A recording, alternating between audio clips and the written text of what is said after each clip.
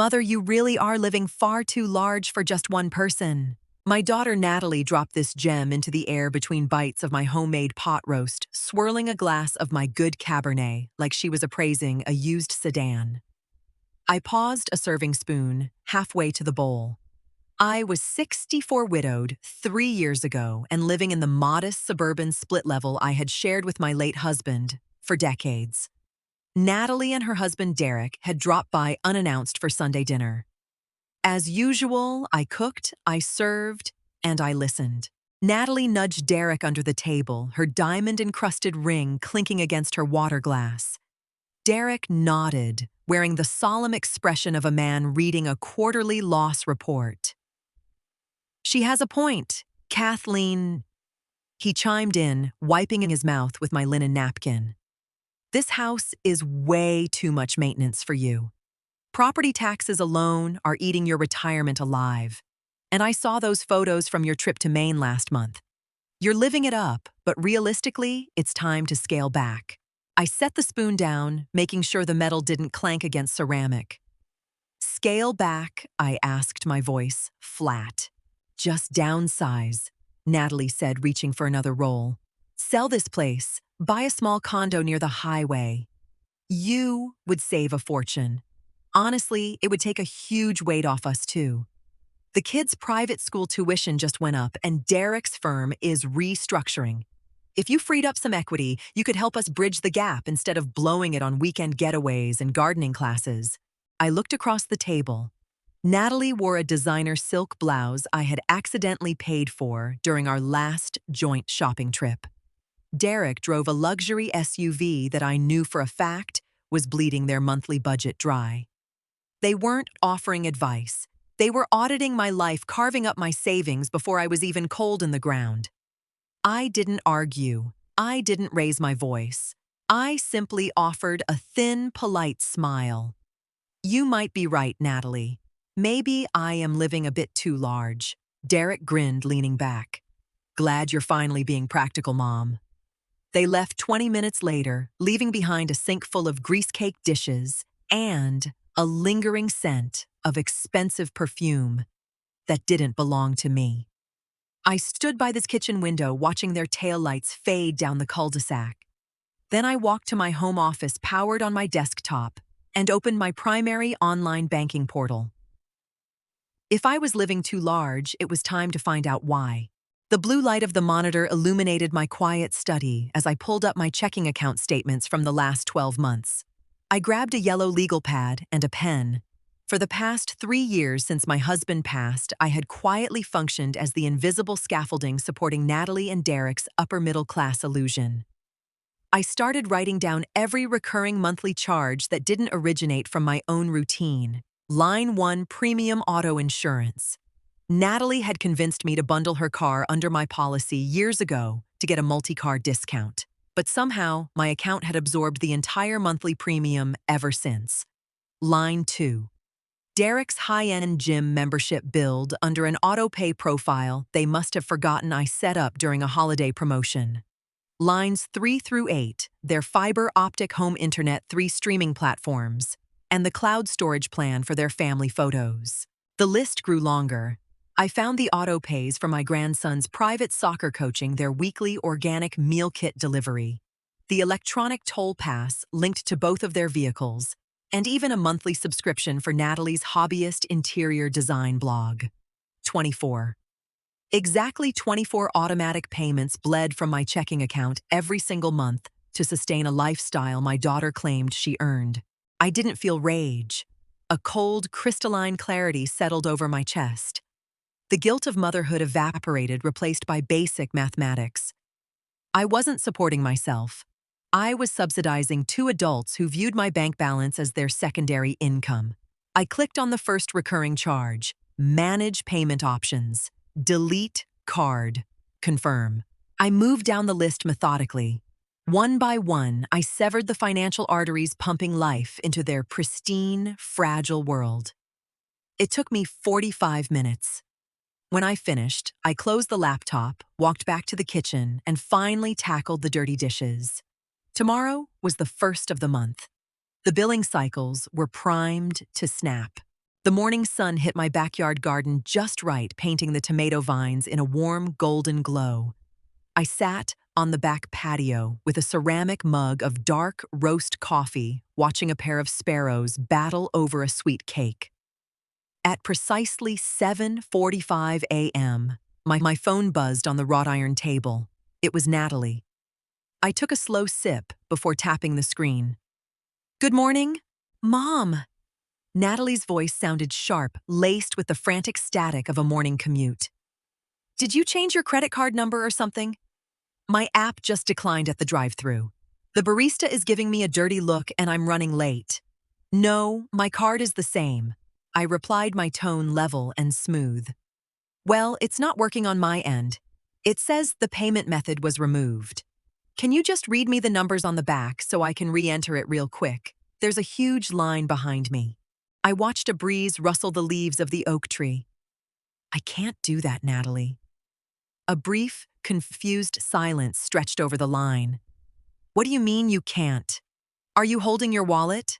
Just text me the digits."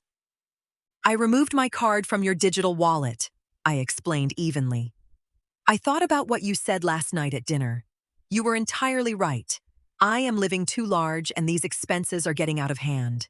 So I took your advice and did a thorough financial cleanse. I'm cutting back." "Mom, it's a $6 latte. Stop joking around and give me the numbers." "It's not a joke. You'll have to pay for your own coffee from now on." She let out a harsh, dismissive scoff. "Are you serious?" "Fine. Whatever. I'll just use Derek's card for our stuff. We'll talk about this later. You're being completely ridiculous." The line went dead. I set the phone down and smiled faintly into my coffee. She thought this was about a morning cup of coffee. She hadn't checked her inbox yet, nor had she realized that the latte was merely the first pebble loosening before an avalanche. By 1:30 p.m., the valley floor gave way. I was in the garage sorting through bags of potting soil when my phone started vibrating insistently against the workbench. I let it ring out twice before wiping my hands on a rag and swiping to answer. It was Natalie, her voice pitched, high and shrill. "Mother, what did you do? I just tried to log into my design dashboard and it locked me out. And Derek just called me from work because his car insurance company sent him a cancellation notice for non-payment." I picked up a trowel, inspecting the rusted edge. "I know, sweetheart. I canceled all the recurring payments linked to my accounts last night." "All of them!" she shrieked. "Mom, the kid's private school registration fee was due today. Our internet provider just texted, saying our service is suspended. You can't just pull the plug without warning us." "I did warn you last night. You sat at my table and told me I needed to downsize because my expenses were too high. I realized funding 24 of your household bills was the real drain. We meant you should sell your house, not cut off our essentials," she yelled through the speaker. "Your essentials are your responsibility, Natalie, not mine. Fix this right now," she demanded, her voice cracking with panic. "Derek is furious. He's leaving the office early to come talk some sense into you. Put the card back on those accounts immediately." "I won't be doing that," I said quietly. Before she could scream another demand, I pressed end. I took off my gardening gloves, walked to the heavy wooden side gate of my driveway, and pushed it shut. I heard the solid, satisfying click of the latch dropping into place. They thought they could bully me into submission. They were about to find out that my boundaries were made of cast iron. An hour later, the sharp screech of tires announced Derek's arrival in my driveway. I was sitting in the living room reading a paperback entirely unbothered. The front door swung open with a heavy thud. Derek didn't bother knocking. He had carried a spare key on his keychain for 5 years, treating my home like an annex of his own garage. He stormed down the hallway, Natalie right on his heels. Her face flushed, a blotchy, furious red. "Are you completely out of your mind?" Derek shouted, marching straight toward my armchair. "I just spent an hour on hold with insurance. They want a $400 deposit just to reinstate the policy because your payment bounced. I slowly placed my bookmark between the pages and looked up, my expression neutral. And you're just sitting here reading? Natalie snapped, crossing her arms tightly over her chest. You are deliberately trying to sabotage us because we gave you some helpful advice about your lifestyle. A lifestyle suggestion that conveniently involved me handing over more cash. I corrected my voice, low and steady.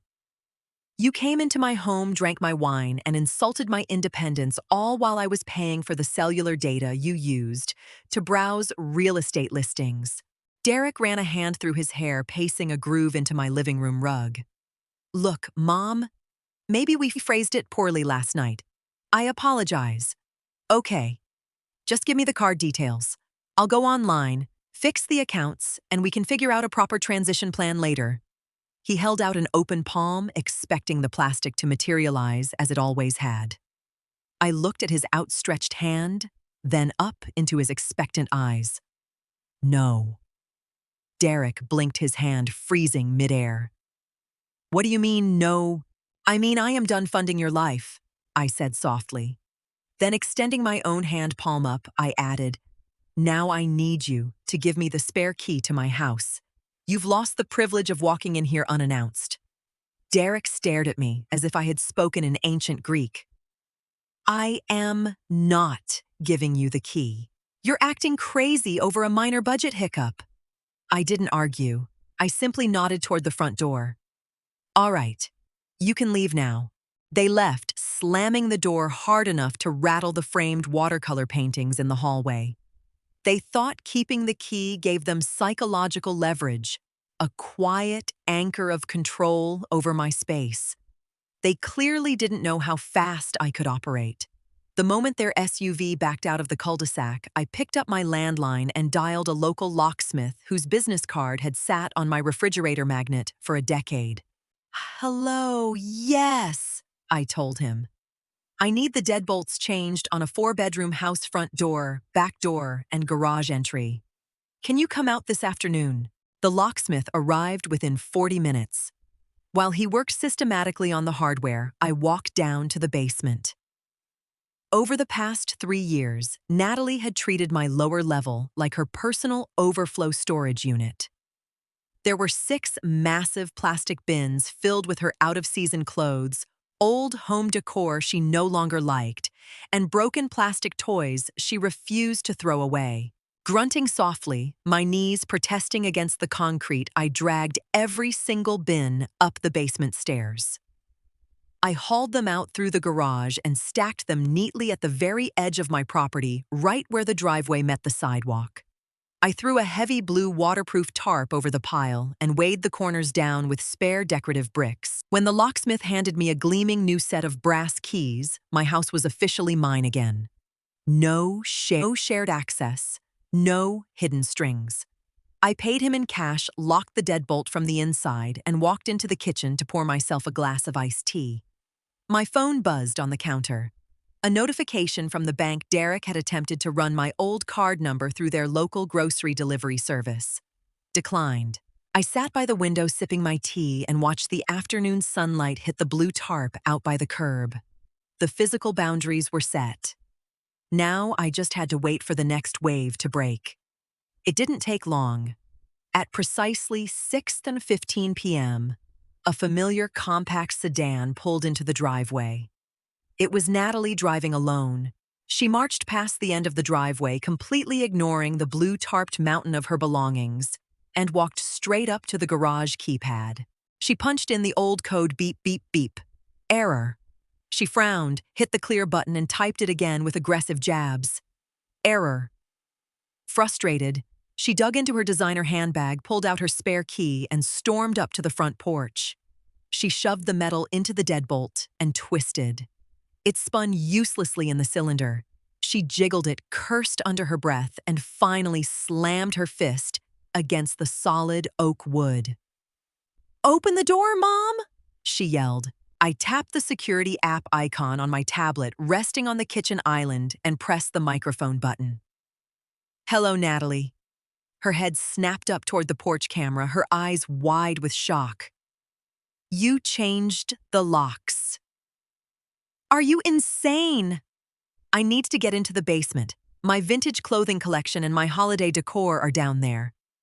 Your boxes are at the end of the driveway, under the blue tarp, I replied smoothly through the speaker. I cleared out the basement today. Natalie spun around, spotting the pile by the sidewalk. Her jaw dropped. You put my things out on the concrete like trash. They are safely protected under a waterproof tarp, I said. But I am no longer providing free storage space for your overflow. Her face contorted into pure, unfiltered rage. You spiteful, selfish woman. You think you hold all the cards just because you have a retirement account.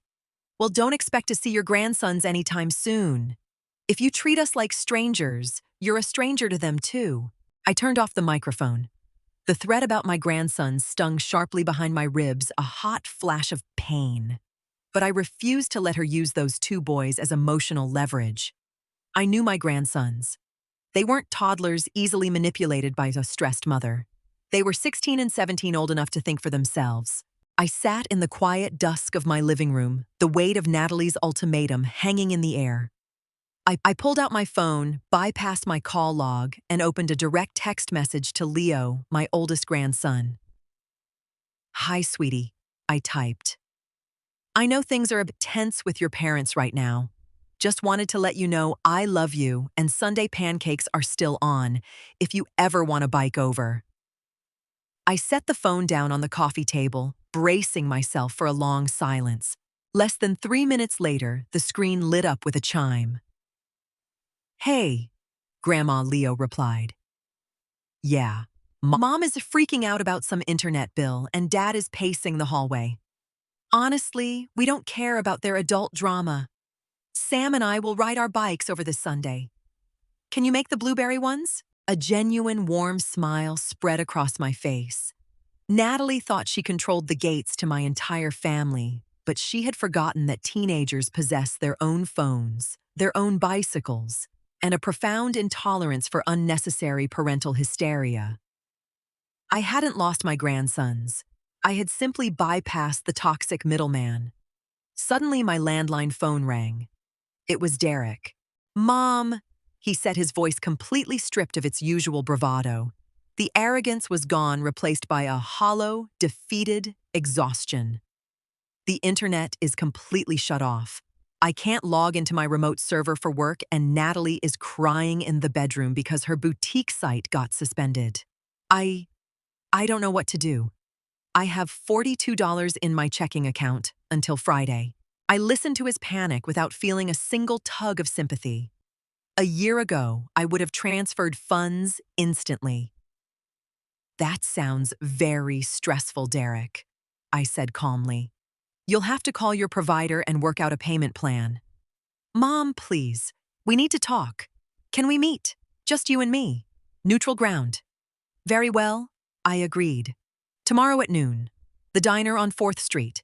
I arrived at the diner 10 minutes early, claimed a corner booth, and ordered a black coffee. Derek walked in right at noon, but he wasn't alone. Natalie trailed right behind him, her arms crossed defensively, looking pale, tired, and devoid of her usual polished veneer. They slid into the opposite bench. Derek didn't touch a menu. Things are really bad, Mom. Derek started leaning forward over the sticky laminate table. We stayed up all night looking at our fixed expenses. We literally cannot cover our mortgage and grocery baseline without your help. We need you to turn the autopays back on, even if it's just for 6 months. Natalie chimed in, trying a different tactic with a strained plastic smile. We'll compromise, Mom. We won't mention downsizing anymore. You can keep the house just the way it is. I almost laughed out loud. They were offering me retroactive permission to keep my own roof over my head. Instead of arguing, I opened my leather purse, pulled out a single, neatly folded sheet of paper, and slid it across the table. Derek looked down at it. What is this? That is a summary of the last 5 years, I explained quietly. That is the itemized cost of your car insurance. Your gym memberships, your software subscriptions, your streaming platforms, and your tolls. Over the last 60 months, I have quietly funneled roughly $42,000 into your household. Natalie's eyes went wide. Derek stared down at the final bolded number at the bottom of the page, utterly speechless. I am not angry, I told them, keeping my voice level and clear. But I am officially retired from being your safety net. You are a 40-year-old man, Derek. You make a respectable salary. If you cannot afford your lifestyle, you need to downgrade exactly as you suggested I do. Natalie sneered, her mask finally cracking completely. You're really going to let your own son drown just to prove a point about your pride? Derek slowly turned his head to look at his wife, his face pale and tight. Stop, Natalie, he said, his voice dropping an octave in a rare flash of spine. Just shut up and look at the numbers. I stood up, sliding a $5 bill under my coffee mug to cover the tab. I love you both, but I am done paying for your illusion. 6 months passed. The silence that followed that diner confrontation was rocky at first, but it eventually settled into a profound, peaceful rhythm. In a town our size, financial realities travel fast. Derek had to break the lease on his luxury SUV and trade it in for a sensible, reliable sedan that fit his actual income. Natalie had to close her online boutique, finally admitting to herself that it was a bottomless money pit, and took a part-time administrative job at a local medical clinic. They canceled their premium club memberships and learned how to plan meals at home. They were finally, awkwardly living within their means. It wasn't a tragic downfall. It was simply reality catching up. I never received a formal apology, but I didn't need one. My relationship with my grandsons flourished. Without Natalie hovering and orchestrating every visit, Leo and Sam biked over almost every weekend. We ate blueberry pancakes, played endless rounds of gin rummy, and talked about school sports and their futures. As for me, I realized that cutting 24 recurring payments out of my monthly budget left me with an astonishing amount of disposable income. Derek had accidentally spoken one true thing that night. At dinner, I really was living large.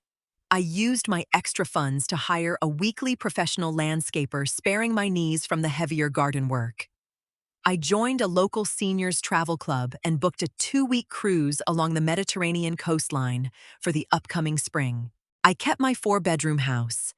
Every time I walked down the spacious, quiet hallway, I felt a deep, swelling wave of ownership. No one held a spare key. No one stored their junk in my basement. No one drained my accounts while telling me how to manage my life. Sometimes the most powerful thing you can do isn't arguing, screaming, or fighting back with equal hostility. Sometimes the ultimate power is simply logging into an account, clicking cancel, locking your front door, and watching the false entitlement collapse entirely under its own weight. I poured myself another glass of crisp Pinot Noir, walked out to my back patio, and watched the sun set over a garden that was entirely, beautifully mine.